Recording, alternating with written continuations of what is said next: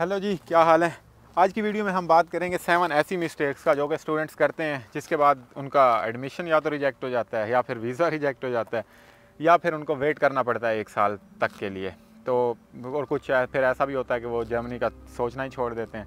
तो हम अभी से वो 7 मिस्टेक्स देख लेते हैं ताकि आप उनका ख्याल रखें और स्टेप बाय स्टेप चलते हैं, मिस्टेक्स देखते हैं। तो सबसे पहली मिस्टेक जो स्टूडेंट्स करते हैं वो है no proper timeline planning. अब सबसे पहले जो समझना है ना, प्रोसीजर जो है वो एक जर्मनी का स्टूडेंट वीज़े का जो प्रोसीजर है वो थोड़ा सा लंबा है। लंबा मुराद आपको 6-8 महीने लग जाते हैं minimum, depending on the embassy waiting time. तो आपने अब देखना है कि कैसे आपने अपना एडमिशन लेटर, कैसे आपने जो अपनी इनरोलमेंट जो है वो वीज़ा इंटरव्यू के साथ सिंक्रोनाइज़ करनी है। मतलब आपकी जो अपॉइंटमेंट डेट होगी उसके साथ कैसे सिंक्रोनाइज़ करना है। तो सबसे पहले तो इसके लिए आपको पता होना चाहिए कि एम्बेसी में वेटिंग टाइम क्या चल रहा है, सबसे मेन चीज़। तो आजकल जो वेटिंग टाइम एम्बेसी में चल रहा है वो 6 मंथ है, उनकी वेबसाइट पे भी मेंशन है 6 मंथ। तो अराउंड मास्टर्स के लिए 6 मंथ है, बैचलर्स के लिए शायद इससे भी ज़्यादा है। तो सबसे पहले तो आपको ये बात पता होनी चाहिए। उसके बाद आपको ये भी पता होना चाहिए कि यूनिवर्सिटी कितना टाइम लेती है, यूनी असिस्ट कितना टाइम लेती है, और उसके बाद फिर आप इनरोलमेंट करानी है, फिर ब्लॉक अकाउंट और फिर वीज़ा इंटरव्यू। तो ये सारा जो है ना आपने एक टाइम लाइन बना लेनी है। एंड आई थिंक ये 6 से 8 मंथ का प्रोसीजर है, आपको शुरू से ही स्टार्ट करना चाहिए। और जो अपॉइंटमेंट है एम्बेसी की वो आप पहले ही अप्लाई कर सकते हैं। ऐसा नहीं है कि जब आपके पास एडमिशन लेटर हो तभी आप अप्लाई कर सकते हैं, बल्कि आप पहले ही अप्लाई कर सकते हैं। द ओनली कंडीशन इज़ कि जब आप वहाँ जाएँ तो आपके पास एडमिशन लेटर होना चाहिए बस। तो लेकिन अगर आपको एडमिशन लेटर नहीं मिल रहा तो आप वो अपॉइंटमेंट कैंसिल भी कर सकते हैं। एंड आल्सो अगर आपको लगता है कि नहीं आपके पास एडमिशन लेटर होगा तो वो जो है वो अपॉइंटमेंट बुक ही ना करें, क्योंकि दूसरे स्टूडेंट्स जो कि इस प्रोसीजर पे चल रहे होते हैं तो फिर वो अफेक्ट होते हैं। तो सबसे पहली चीज़ तो ये हो गई कि आपने प्रॉपर टाइम लाइन बनानी है इसकी। अच्छा, सेकंड मिस्टेक जो स्टूडेंट करते हैं वो है अप्लाई इन लेस यूनिवर्सिटीज़। अब जो है ना आपने जब अब यूनिवर्सिटीज़ में अप्लाई करना है तो आपने ज़्यादा से ज़्यादा यूनिवर्सिटीज़ में अप्लाई करना है। अगर आपकी स्ट्रॉन्ग प्रोफाइल है तब आप 5-6 में कर दें, लेकिन अगर आपकी वीक प्रोफाइल है तो फिर 8 से 10 यूनिवर्सिटीज़ में लाजमी करें या इससे भी ज़्यादा में करें, depending on how weak profile is. तो अब इसमें क्या होता है कि जब आपके पास, इससे नुकसान क्या होता है? नुकसान कुछ भी नहीं है, सिर्फ आपके 30 यूरो एक यूनिवर्सिटी में अप्लाई करने के ज़्यादा लग जाएंगे, और साथ में थोड़ा सा जो है वो जो डॉक्यूमेंट्स हैं वो शायद वो भी बल्कि वही होते हैं, थोड़ा सा चेंज करना होता है, पर्सनलाइज़ करना होता है। तो ये काम होगा, इसमें और कोई नुकसान नहीं है। अब फ़ायदा क्या है, फ़ायदे की तरफ चलते हैं। फ़ायदे में एक तो सबसे पहले आपके पास कॉन्फिडेंस होगा कि भाई 8 यूनिवर्सिटीज़ ने मुझे एडमिशन दे दिया, 7 यूनिवर्सिटीज़ ने एडमिशन दे दिया। और दूसरा जो सबसे मेन फ़ायदा है वो ये कि जब आप एम्बेसी में जाएंगे तो एम्बेसी में जाके आप जब वो आपको अपॉइंटमेंट डेट देंगे तो अक्सर ऐसा होता है कि जो अपॉइंटमेंट डेट होती है या जो आपकी इनरोलमेंट या एडमिशन लेटर वो सिंक्रोनाइज़ नहीं हो रहा होता। सिंक्रोनाइज़ का ये मतलब कि फ़र्ज़ करें आपकी जो एम्बेसी की अपॉइंटमेंट डेट है, इंटरव्यू डेट है, वो लेट हो गई। अब जो आपकी यूनिवर्सिटी जो 1-2 में आपने अप्लाई किया था और आपके पास लेट्स सपोज एक ही एडमिशन लेटर है, और वो जो है उन्होंने कहा है कि इनरोलमेंट आपने जल्दी करानी है और इनरोलमेंट जो है वो इधर प्रेजेंस में होनी है, इधर आके होनी है। अब आप एम्बेसी में आप अपॉइंटमेंट तो आप जल्दी नहीं ले सकते। तो अब क्या होगा, अब वो आपकी अपॉइंटमेंट देर से आएगी और यूनिवर्सिटी की ये कंडीशन होगी कि यहाँ आके इनरोलमेंट कराओ। लेट्स सपोज कुछ ऑनलाइन भी ऑफ़र करती हैं, लेकिन कुछ कहती हैं इधर ही आके कराओ। फिर आप नहीं कर सकते। फिर आप जब एम्बेसी में जाएंगे, एम्बेसी कहेगी, लेटर देखेगी, एडमिशन लेटर पे ये लिखा हुआ है कि आपने इस तारीख को आना है और वो तारीख गुजर चुकी है। They want give you visa. किस बेस पे देंगे जब यूनिवर्सिटी आपको एडमिशन ही, आप उसकी डेट ही गुजर चुकी है। अब इसके कंट्रेरी हम देखें तो आपके पास लेट्स सपोज 5 एडमिशन लेटर हैं। चलो एक यूनिवर्सिटी ने कहा कि प्रेजेंस में होना है, उसको फारिग कर दो। दूसरी यूनिवर्सिटी कह रही है ऑनलाइन करा लो, आप उसमें करवा लेंगे। अगरचे आपकी फ़र्स्ट प्रेफरेंस वही होगी, लेकिन अब क्या है, आपके पास बैकअप है। इसी तरह तीसरा चौथा, इसी तरह कुछ यूनिवर्सिटी जो है वो डेफरमेंट अलाउ करती हैं, कुछ नहीं करती। तो ये आपके पास मल्टीपल ऑप्शंस हो जाते हैं। टाइम सिंक्रोनाइजेशन और टाइम फ्लेक्सिबल हो जाता है बहुत ज़्यादा, कि अगर एम्बेसी की अपॉइंटमेंट लेट भी हो जाती है या जल्दी हो जाती है तो कुछ भी, इन सारे हालात में आप इसको मैनेज कर सकते हैं। तो अप्लाई इन मैक्सिमम यूनिवर्सिटीज़। अच्छा, जो तीसरी मिस्टेक स्टूडेंट्स करते हैं वो ये है कि यूजिंग जेनेरिक डॉक्यूमेंट्स। अब इसमें क्या होता है कि आपने जिस यूनिवर्सिटी में अप्लाई करना है आपने उसके लिए पर्सनलाइज्ड डॉक्यूमेंट्स बनाने हैं। अब कुछ डॉक्यूमेंट्स होते हैं वो तो सेम ही रहेंगे, ज़ाहिर सी बात है। ट्रांसक्रिप्ट आप चेंज नहीं कर सकते, आप जो डिग्री है आपकी वो चेंज नहीं होगी, लेकिन कुछ डॉक्यूमेंट्स ऐसे होते हैं जिस तरह लेटर ऑफ़ रिकमेंडेशन हो गया, लेटर ऑफ़ मोटिवेशन हो गया, या ECTS अगर उनकी कोई और भी रिक्वायरमेंट है इस तरह की, तो वो सारा जो है ना वो पर्सनलाइज्ड होगा। अब ये नहीं है कि एक ही मोटिवेशनल लेटर आप डेटा साइंस के लिए भी वही दे रहे हैं, कंप्यूटर साइंस के लिए भी वही दे रहे हैं, आर्टिफिशियल इंटेलिजेंस के लिए भी वही दे रहे हैं। तो ये तो ऐसे ही है जैसे आप वो लकड़ी को अगर आपने तोड़ना हो तो क्या यूज़ करते हैं, कुल्हाड़ी यूज़ करते हैं। पत्थर को तोड़ना हो तो क्या कुल्हाड़ी यूज़ करते हैं? नहीं ना। हर चीज़ को क्रैक करने का अलग तरीका होता है। तो हर यूनिवर्सिटी के प्रोग्राम में इन होने के लिए अलग तरीका है। हमने मोटिवेशनल लेटर वाली वीडियो में भी देखा है कि किस तरह आपने पर्सनलाइज़ करना है। तो ये आपके डॉक्यूमेंट्स जो हैं वो पर्सनलाइज्ड होने चाहिए। तो लेटर ऑफ रिकमेंडेशन अब ये होता है कि हम टीचर से लेते हैं तो टीचर सेम ही लिख के देते हैं, तो उसमें आप ना 2 बनवा लें।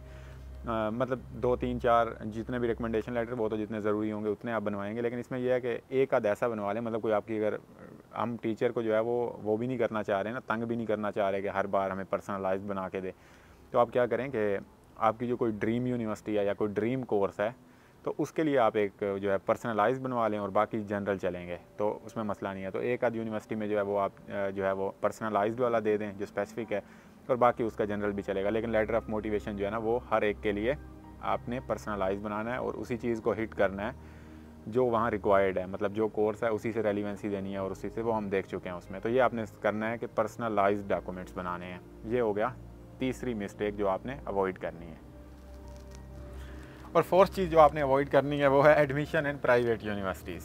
अब प्राइवेट यूनिवर्सिटीज़ में जो कॉमनली यही सीन है कि प्राइवेट यूनिवर्सिटीज़ में नहीं जाना चाहिए, आल तो एक्सेप्शंस जो हैं वो एग्जिस्ट करती हैं। मसलन कुछ आपका कोई ड्रीम कोर्स है जो कि पब्लिक में ऑफ़र ही नहीं हो रहा, फिर आपको जो है उधर जाना पड़ रहा है, या फिर ऐसा होता है कि कुछ स्टूडेंट्स की प्रोफाइल जो है वो वीक होती है। बल्कि वीक के लिए आई वुड से कि वीक वालों का हो जाता है, they just need to work extra, they have to prove कि दे हैव द कैपेबिलिटी और वो उस कोर्स को कर सकते हैं। मसलन उनका CGPA कम था, ठीक है, लेकिन उन्होंने कोई रिलेटेड उससे काम किया, कोई इंटर्नशिप, कोई जॉब, कोई कॉन्टेस्ट जीता हुआ है या कुछ भी, तो आप ऐसी यूनिवर्सिटीज़ को फिर टारगेट करें, पब्लिक यूनिवर्सिटीज़ को, जिनमें CGPA का किरदार कम है बल्कि दूसरे वर्क का भी किरदार है। तो फिर ऐसे लोगों का पब्लिक में भी हो जाता है। तो मैक्सिमम कोशिश करें कि आप पब्लिक यूनिवर्सिटी में ही आए। प्राइवेट यूनिवर्सिटीज़ में जो है वो कुछ लोग समझते हैं कि शायद वो आएंगे यहाँ पे और जॉब से ही प्राइवेट यूनिवर्सिटी को भी पे कर देंगे, तो that is not the case. I already have made detailed video on this, don't come to Germany.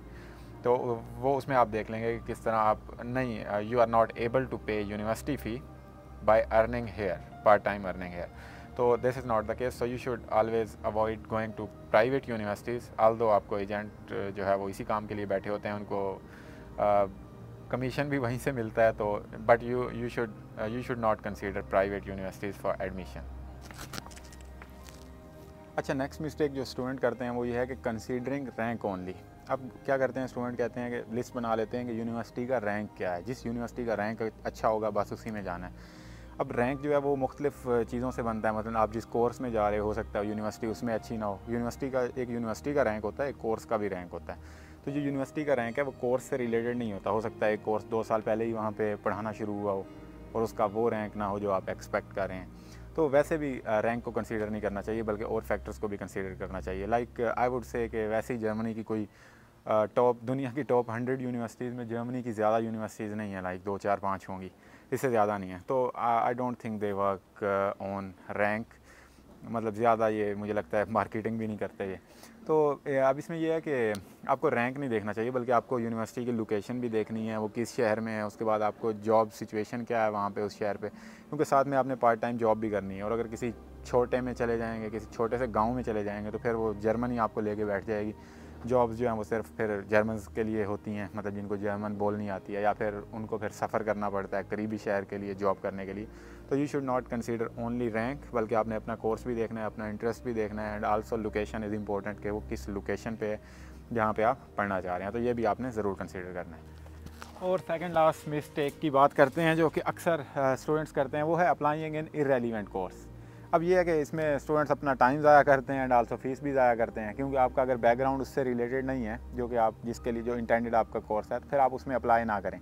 एक तो यूनिवर्सिटी ही उसको देखती है कि this is not related to, उनकी वेबसाइट पे मेंशन होता है कि पीछे कौन सा बैकग्राउंड होना चाहिए। तो अगर आपका वो बैकग्राउंड नहीं है तो यूनिवर्सिटी नोज़ के हाउ वुड ही सर्वाइव, कैसे ये थीसिस पास करेगा, कैसे ये सब्जेक्ट पास करेगा, तो फिर वो मुश्किल हो जाता है, वो फिर रिजेक्शन दे देते हैं। एंड आल्सो एम्बेसी भी फिर आपसे पूछती है कि हाँ भाई पीछे, बल्कि ये सवाल तो अक्सर कॉमन होता है एम्बेसी में कि how your intended course is relevant to your previous studies. ये तो कॉमन है, मेरे से भी पूछा था, हर एक से ये पूछते हैं। तो यू नीड टू प्रूव, वहाँ भी आपको बताना है कि कैसे रेलिवेंट है। सो avoid applying in irrelevant courses, बल्कि जो आपके डिग्री से रिलेटेड हैं या डिग्री की जो सब ब्रांचेज़ हैं या फिर आगे स्पेशलाइजेशन होती हैं, सिर्फ उनमें अप्लाई करें, और जो कम्प्लीटली इररेलेवेंट हैं उनमें अप्लाई नहीं करना आपने। And the last mistake that you should avoid is incomplete documents. अब इनकम्प्लीट डॉक्यूमेंट्स में क्या होता है कि जो उन्होंने चेक लिस्ट दी हुई होती है या जिन्होंने बयान कर दिया है कि ये डॉक्यूमेंट्स देने हैं, वो तो आपने मेक श्योर करना है कि वो कंप्लीट डॉक्यूमेंट्स आप उनको दें, क्योंकि पहला चेक तो यही होता है यूनिवर्सिटी का भी या डायरेक्ट अप्लाई कर रहे हैं यूनिवर्सिटी का भी कि डॉक्यूमेंट्स पूरे हैं या नहीं। अगर एक भी मिसिंग है तो पहले ही फारिग कर देते हैं। Why do they need to put an effort जो कि कंप्लीट ही ना हो। तो अब इसमें एक और चीज़ ये है कि अगर कोई ऑप्शनल डॉक्यूमेंट वहाँ पे दिया हुआ है ना, तो आपने वो भी देना है। मसलन कोई यूनिवर्सिटी कह देती है कि ECTS की जो लिस्ट है वो दे दें, मसलन जो पीछे रेलिवेंट कोर्सेज थे, इस इंटेंडेड कोर्स के लिए जो पीछे रेलिवेंट कोर्सेज थे या उनकी कोई स्पेसिफिक थे, मसलन मैथमेटिक्स के कोई मांग लेता है या कोई कंप्यूटर साइंस के मांग लेता है या थ्योरेटिकल कंप्यूटर साइंस के मांग लेता है, तो उसके आपने ऑप्शनल डॉक्यूमेंट अगर उन्होंने मांगा हुआ है तो आपने वो भी उनको प्रोवाइड करना है, क्योंकि ये आपकी एप्लीकेशन में एक जान डाल देता है। जिस तरह आप जॉब के लिए अप्लाई करते हैं तो CV रिक्वायर्ड होती है, लेकिन आप कवर लेटर भी देते हो, तो ये आपने एक्स्ट्रा माइल एक जाना है कि अगर कोई ऑप्शनल डॉक्यूमेंट है तो वो भी आपने लाजमी प्रूव करना है। तो या दैट वाज इट, और ये थी सारी मिस्टेक्स जो कि आपको अवॉइड करनी चाहिए। And if this video was helpful then you can help me in 2 ways। First like this video and secondly subscribe the channel. तो फिर आज के लिए इतना ही, मिलते हैं किसी और वीडियो में। Good bye.